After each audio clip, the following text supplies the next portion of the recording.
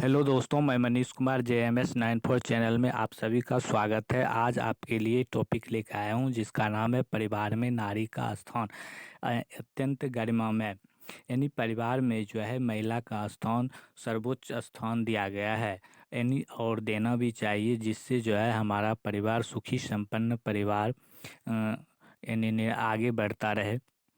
और परिवार महिला से ही शुरू होता है। तो परिवार में घर गृहस्थी की आवश्यकताएं और खाने पीने साफ सफाई आदि की व्यवस्था भी महिला ही क्या करती है। तो परिवार में घर गृहस्थी की आवश्यकता पूरी करने और निर्वाह उपयोगी उपार्जन का कार्य पुरुष को संभालना पड़ता है। इस कारण इसका व्यक्तित्व और कार्यक्षेत्र घर परिवार के साथ साथ बाहर भी बढ़ जाता है। संभवतः यही एकमात्र कारण है कि पुरुष को परिवार में प्रमुख और मुखिया की प्रतिष्ठा मिली हो। लेकिन परिवार के संदर्भ में यह भी विचारणीय है कि उसका प्रमुख अंग मुखिया ही नहीं, एक गृहिणी भी है जो परिवार की अत्यंत व्यवस्था को संभालती है और घर के सभी सदस्यों को आवश्यकताओं की देखभाल करती है। उसे भी समुचित प्रतिष्ठा और महत्व दिया जाना चाहिए, ताकि गृहस्थ रूपी गाड़ी के दोनों पहिए एक धुरी पर समानांतर रूप से टिके और चलते रहे। लेकिन ऐसा नहीं होता है। जैसे साइकिल के दो पहिए है, उसे समान स्तर पे चलता है। जैसे आगे का चक्का चलता है उसी तरह पीछे का चलता है। उसी तरह हमारे परिवार में भी सामंजस्य बैठा के चलना होगा। पिछली शताब्दी में भारतीय परिवार का ढांचा कुछ समय इस प्रकार बन गया है कि उसमें स्त्री को गौण और पुरुष को प्रधान माना जाने लगा। स्त्री पुरुष की असमान प्रतिष्ठा के कारण गृहस्थी की गाड़ी किसी प्रकार चलती भले ही रहे, पर वह चलती कम घिसती ज़्यादा है। प्रसिद्ध अंग्रेज लेखिका मार्गरेट ब्लेयर और जोन्स का यह मत ऐसी परिस्थिति में स्त्रियों को अपना दायित्व भली भांति निभाने में अक्षम होने लगने के कारण व्यक्त करता है। पुरुष का प्यार उसके जीवन का एक हिस्सा है, पर वह स्त्री का पूरा जीवन ही है। प्राय पुरुष का कार्यक्षेत्र घर की चारदीवारी से बाहर ही अधिक रहता है, पर स्त्री के लिए जीवन और परिवार इस प्रकार एकाकार हो जाता है कि उसके लिए परिवार से पृथक कुछ रह ही नहीं जाता। परिवार के सदस्यों की आवश्यकताओं से लेकर उनकी सुख सुविधाओं का ध्यान रखने तक, बच्चों को जन्म देने उनका पालन पोषण करने तक समस्त जिम्मेदारी स्त्री पर ही अधिक रहती है। भारतीय मनुष्यों ने इस तत्व को भली भांति जाना है, इसलिए स्त्री शब्द का पर्याय गृहिणी है, पर पुरुष के लिए ऐसा कोई शब्द नहीं है। प्राचीन संस्कृत वाङ्मय में कन्या के लिए एक शब्द दुहिता भी मिलता है। स्पष्ट है कि भारतीय महिलाओं का जीवन ही परिवार के निर्माण और विकास का महत्वपूर्ण दायित्व निभाने की आवश्यकता को ध्यान में रखकर संभाला जाता था, जबकि पुरुष के लिए अन्य क्षेत्र सौंपे जाते थे। उस समय की स्थिति के अनुकूल भी था। यह परिवार में स्त्री के दायित्व को गंभीरता आज भी उसी प्रकार बनी हुई है। यही कारण कहा जा सकता है कि जहां अन्य देश में परिवार संस्था टूटने से लोगों का सामाजिक जीवन भी अस्त व्यस्त होता रहता है, तो भारतवर्ष में परिवार आज भी अपनी गौरव गरिमा के अनुरूप सुदृढ़ स्थिति में है।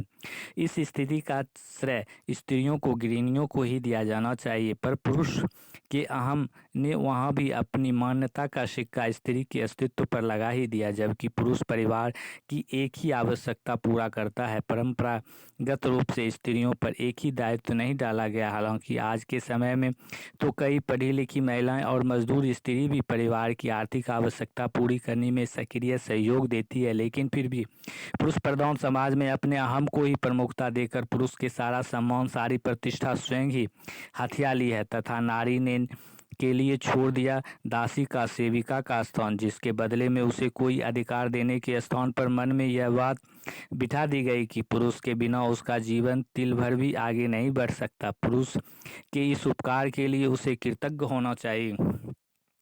बड़प्पन पर प्रतिष्ठा पर अपना अधिकार जमाने की बात उसे स्पष्ट हो जाती है कि भारतीय परिवारों में पुरुष ने स्वयं को अंतिम सत्ता और सर्वोच्च मान्यता के आधार पर अब भी प्रतिष्ठित कर रखा है। बाल्यकाल से ही भेदभाव का ही नहीं, दुराव और छलाव का भी यह कुचक्र चल रहा है। घर में एक पुत्र का जन्म होता है तो यह मानकर खुशियां मनाई जाती है और मिठाई बांटी जाने लगती है कि वंश का नाम चलाने वाला, कुल की शान बढ़ाने वाला एक दीपक जग उठा है। और कन्या जन्म लेते ही तो कई लोग छाती पीट लेते हैं। जन्म भर के लिए एक ऐसी समस्या खड़ी हो गई जिसके लिए मरने तक चिंता करनी पड़ेगी।